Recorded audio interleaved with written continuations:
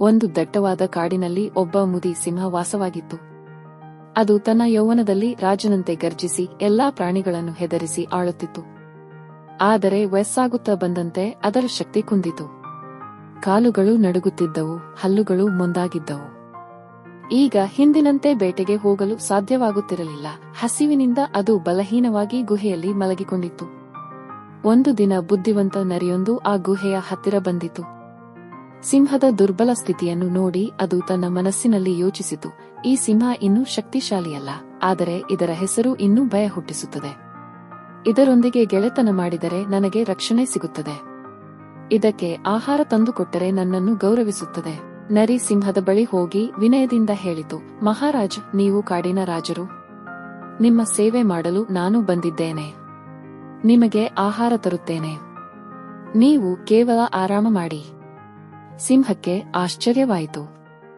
ಆದರೆ ಹಸಿವು ಹೆಚ್ಚಾಗಿತ್ತು. ಅದು ಸರಿ, ನೀನು ನನ್ನ ಸೇವಕನಾಗು ಎಂದು ಒಪ್ಪಿಕೊಂಡಿತು.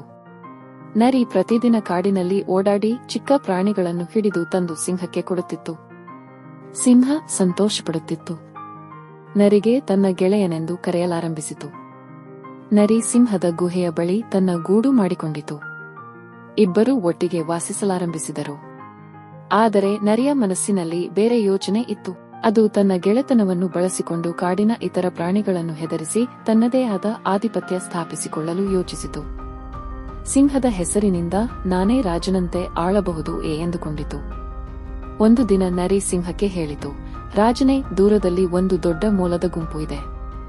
ನೀವು ಬಂದರೆ ಅವುಗಳನ್ನು ಒಂದೇ ಗರ್ಜನೆಯಲ್ಲಿ ಹಿಡಿಯಬಹುದು. ಸಿಂಹ ಒಪ್ಪಿಕೊಂಡಿತು. ಆದರೆ ದಾರಿಯಲ್ಲಿ ನರಿ ಸಿಂಹವನ್ನು ಒಂದು ಆಳವಾದ ಕೊಳ್ಳೆಗೆ ಕರೆದೊಯ್ದಿತು. ಸಿಂಹ ಕಾಲಿಟ್ಟ ತಕ್ಷಣ ಕೊಳ್ಳೆಗೆ ಬಿದ್ದಿತು.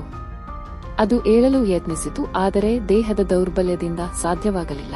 ನರಿ ಮೇಲೆ ನಿಂತು ನಗುತ್ತಾ ಹೇಳಿತು, ಸಿಂಹವೇ, ನಿನ್ನ ಗರ್ಜನೆಗೆ ಭಯಪಟ್ಟು ನಾನು ಗೆಳೆತನ ಮಾಡಿದ್ದೆ. ಈಗ ನೀನು ದುರ್ಬಲನಾಗಿರುವುದರಿಂದ ನಾನೇ ರಾಜ. ನಿನ್ನನ್ನು ಇಲ್ಲೇ ಬಿಟ್ಟು ಹೋಗುತ್ತೇನೆ. ಸಿಂಹ ದುಃಖದಿಂದ ಕಣ್ಣೀರು ಹಾಕಿತು. ನನ್ನನ್ನು ಮೋಸ ಮಾಡಿದೆಯಾ? ನಿನ್ನ ಗೆಳೆತನ ನಕಲಿಯಾಗಿದ್ದೆ ಎಂದು ಕೇಳಿತು.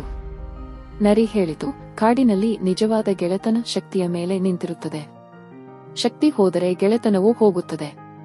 ಹೀಗೆ ನರಿ ಸಿಂಹದ ಗೆಳೆತನವನ್ನು ಮಾಡಿ ಅದರ ದೌರ್ಬಲ್ಯದ ಸಮಯದಲ್ಲಿ ಮೋಸ ಮಾಡಿ ತನ್ನ ಸ್ವಾರ್ಥ ಸಾಧಿಸಿಕೊಂಡಿತು. ನೀತಿ: ನಿಜವಾದ ಗೆಳೆತನ ಎಂದರೆ ಸಂಕಷ್ಟದಲ್ಲಿ ಒಡನಾಡುವುದು.